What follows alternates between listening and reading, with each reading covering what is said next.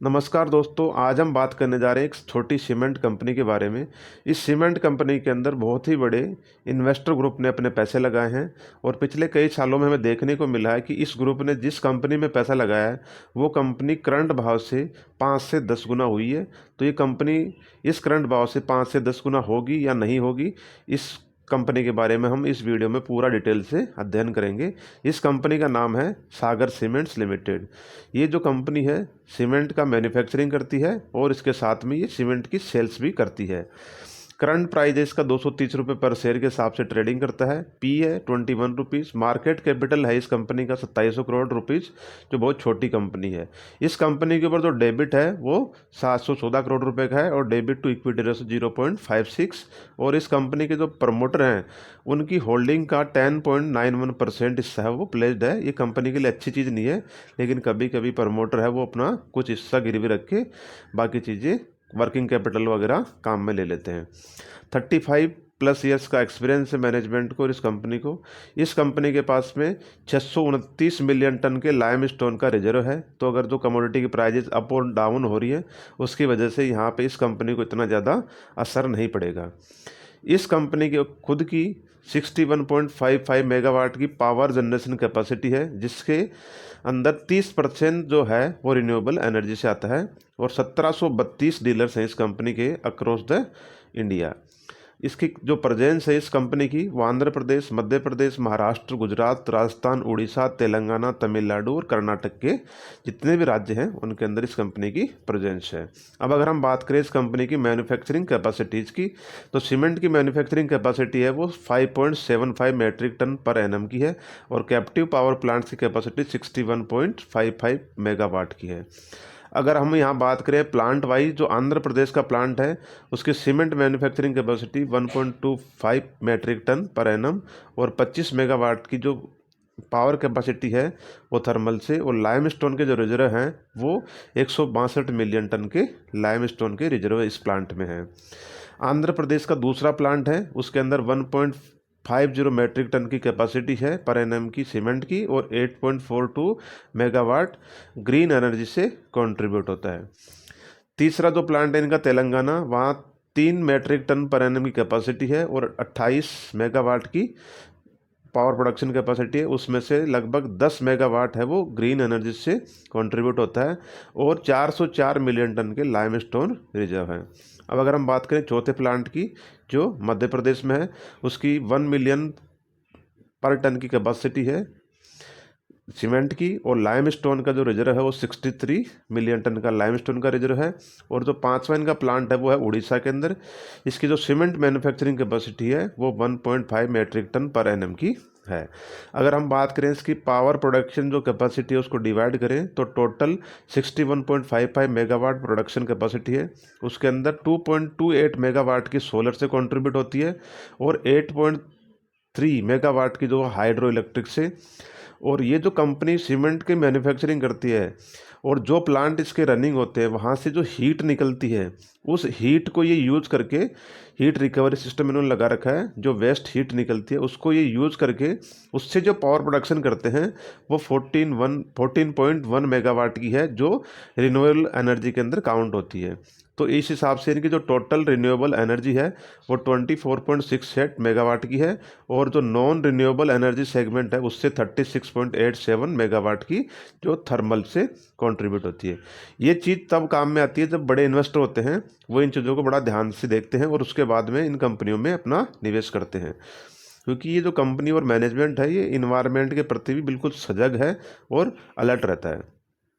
अब अगर हम बात करें इस कंपनी की न्यू कैपेसिटी, तो 2019 के अंदर इस कंपनी ने सतगुरु सीमेंट प्राइवेट लिमिटेड है उसके अंदर 65% शेयर एक्वायर किया था और 1 मैट्रिक टन की इन्होंने रिसेंटली एक 2021 के अंदर 30 सितंबर 2021 तक वो एक्सपेंशन प्लान कंप्लीट कर दिया।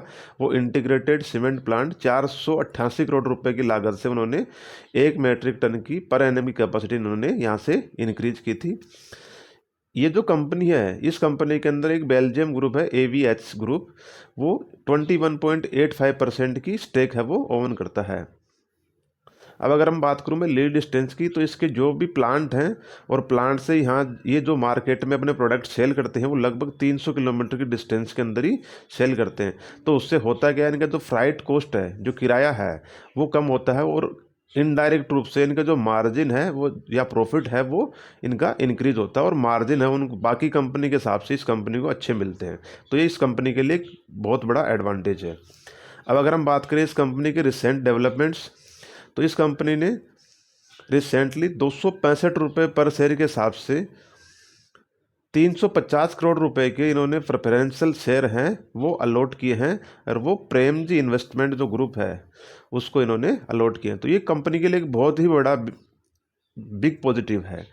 इसके बाद में क्या होगा कि जो प्रेम जी इन्वेस्टमेंट ग्रुप है वो उनको एक तो बोर्ड सीट मिल जाएगी, और वो 5% से के आसपास में इस कंपनी के अंदर अपना हिस्सा होल्ड करेंगे। तो जब इतने बड़े इन्वेस्टर कंपनी में आते हैं और बोर्ड सीट उनको मिलती है, तो इस कंपनी का जो विजन होता है, जो लॉन्ग टर्म ग्रोथ होती है, वो बढ़ने की संभावना ज़्यादा हो जाती है, क्योंकि आपको नए नए आइडियाज़ और नई नई टेक्नोलॉजीज मिल जाएगी। आप रिसेंट पास्ट में देख सकते हैं कि प्रेम जी ग्रुप ने जिस भी कंपनी में इन्वेस्टमेंट किया वो कंपनी 5 से 10 गुना हुई है।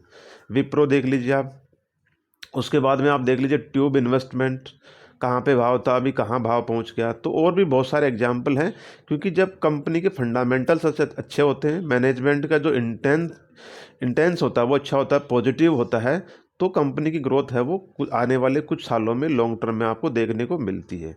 तो ये इस कंपनी के साथ में हम पॉजिटिव एटीट्यूड के साथ में जाते हैं कि इस कंपनी के साथ में ये आने वाले टाइम पे बेटर जो ग्रोथ दिखाएगी, और बेटर जो स्टेक होल्डर हैं, शेयर होल्डर हैं, उनको रिवॉर्ड करेगी।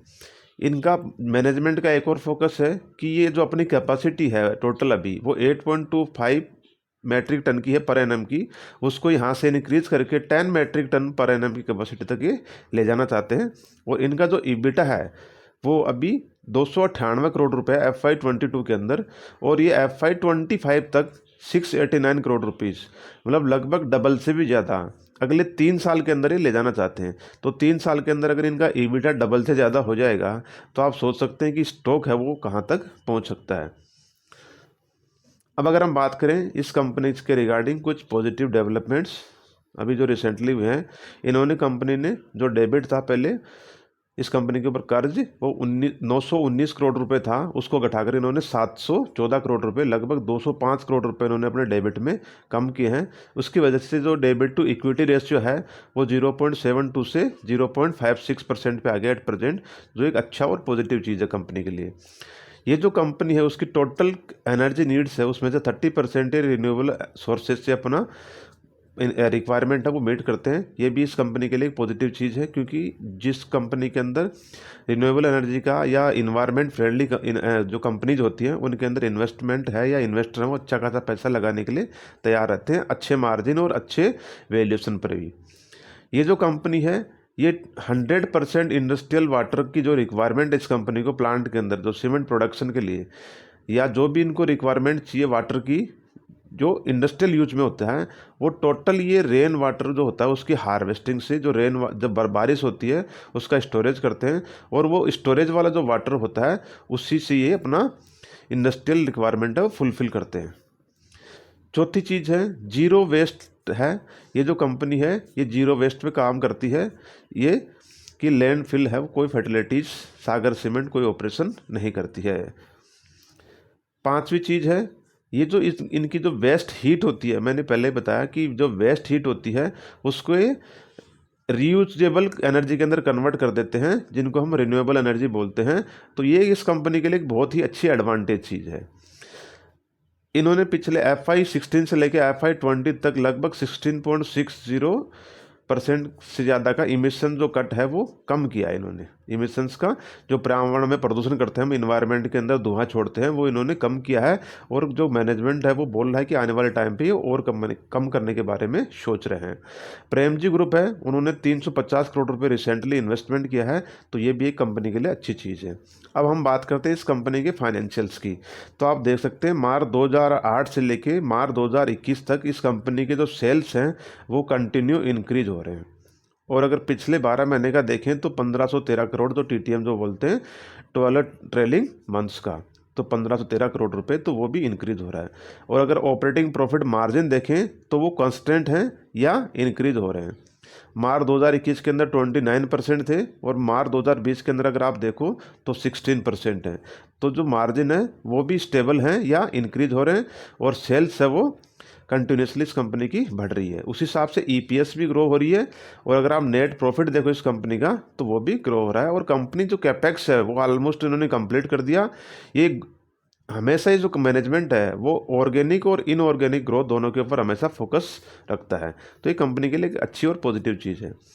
अब अगर हम बात करें शेयर होल्डिंग पैटर्न्स की, तो प्रमोटर की होल्डिंग 50.06% है, वो कंटिन्यू है। और अगर आप दिसंबर 2021 की बात करें तो 50.28%, जो बिल्कुल कांस्टेंट है। एफआईएस ने यहाँ पे अपनी जो शेयर होल्डिंग पैटर्न स्टेक है वो उन्होंने इंक्रीज किया है। जो सितंबर 19 के अंदर 3.06% था, वो दिसंबर 2021 के अंदर 5.80% है। और जो डीआईएस हैं उनका दिसंबर 2021 के अंदर 8.96% है। उन्होंने अपना थोड़ा सा हिस्सा है पिछले सितंबर 19 से अगर कंपैरिजन करें तो उन्होंने थोड़ा सा डिक्रीज किया है। बाकी जो है पब्लिक होल्डिंग है। अब अगर मैं इस वीडियो का कंक्लूजन निकालूं तो जो कंपनी का स्टॉक है एक छोटी कंपनी है और 21 की पी के ऊपर ये कंपनी है वो ट्रेड कर रही है, तो फेयरली वैल्यूड है, न ये ओवर वैल्यूड है और न अंडर वैल्यूड है। तो जिस हिसाब से कंपनी ग्रोथ करेगी उस हिसाब से यहाँ पे इसके स्टॉक में आपको मूवमेंट देखने को मिलेगा।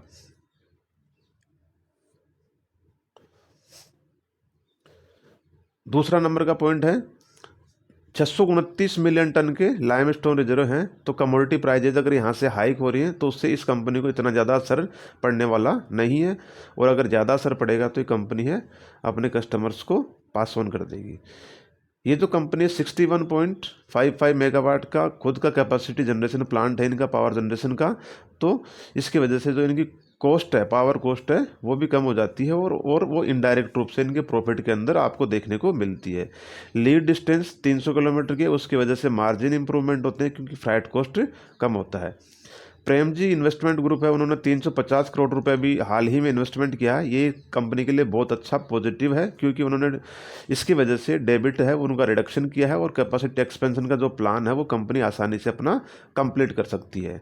अब अगर मैं बात करूं पॉइंट नंबर 6 की, तो कंपनी के कैपेक्स प्लान के अनुसार ये जो कंपनी है वो अपनी कैपेसिटी है वो 10 मैट्रिक टन पर एनम तक ले जाना चाहती है, और जो ईबिटा है वो यहाँ से FY22 से लेके FY25 तक 689 करोड़ रुपए, यानी जो करंट पे 298 करोड़ रुपए का ईबिटा है वो 689 करोड़ रुपए तक ही ले जाना चाहती है। तो लगभग करंट प्राइस से डबल होने का संभावना है ईबिटा के अंदर।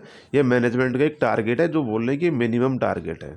तो अगर ऐसा होता है तो आपको यहाँ से अच्छा खासा इस कंपनी के स्टॉक के अंदर आपको जंप देखने को मिलेगा, और वो आपको शेयर होल्डर्स हैं या अगर आप इन्वेस्टमेंट इस कंपनी में करके रखते हैं लॉन्ग टर्म तक, तो आपको एक अच्छा बेनिफिट यहाँ पे मिल सकता है। मैं उम्मीद करता हूँ ये वीडियो आपको अच्छा लगा होगा और आपके काम भी आएगा। धन्यवाद।